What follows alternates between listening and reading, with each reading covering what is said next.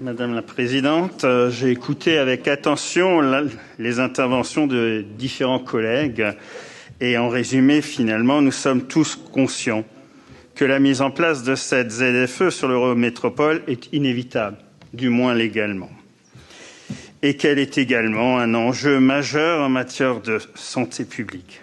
Mais on ne peut pas faire n'importe quoi et ne pas dire n'importe quoi.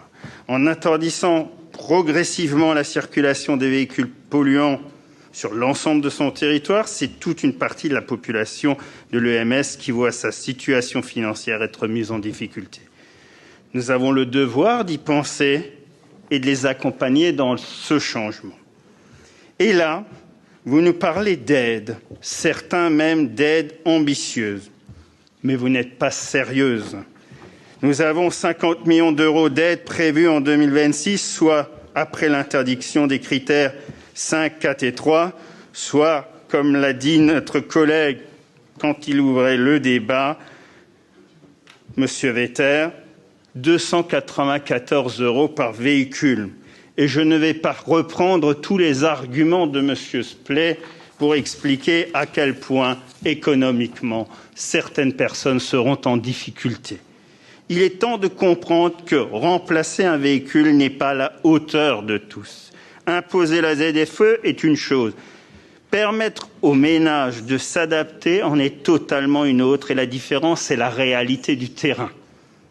Et puis, il y a votre volonté, une nouvelle volonté, votre volonté d'aller contre les maires, notamment ceux qui ont eu le courage de vous dire non.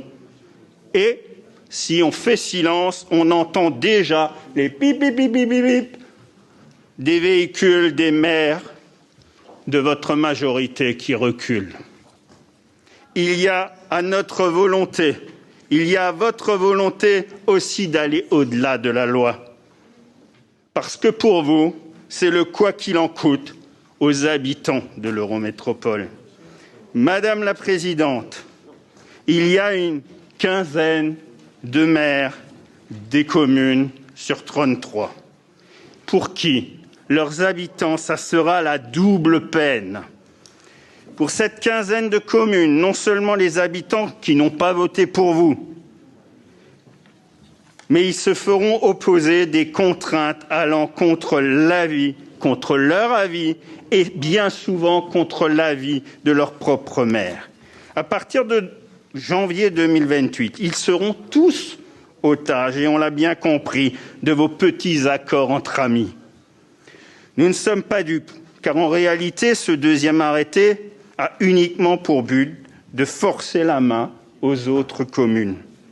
Je vais prendre un exemple, un petit exemple parmi d'autres. La ville de Lingolsheim, qui est, comme chacun sait, entre Strasbourg et Holzheim. Il faut penser à conclure, monsieur. Se trouve 2 minutes. Comme chacun. Je vais reprendre un exemple. Donc, la ville de Lingolsheim qui se trouve entre deux territoires interdits au critère 2. Alors que son territoire sera autorisé. Comment feront ces gens? Mesdames de Holzheim, de Oswald, de Schiltigheim et de Strasbourg, votre manipulation est un total dévoiement à l'esprit même communautaire de notre Assemblée. En 2019, nous étions 3 à voter contre, fort de constater que votre entêtement idéologique va creuser largement ce sillon. Mais heureusement, pour l'Eurométropole de Strasbourg, mesdames, il y a fort à parier qu'en 2028, vous ne serez plus là pour décider.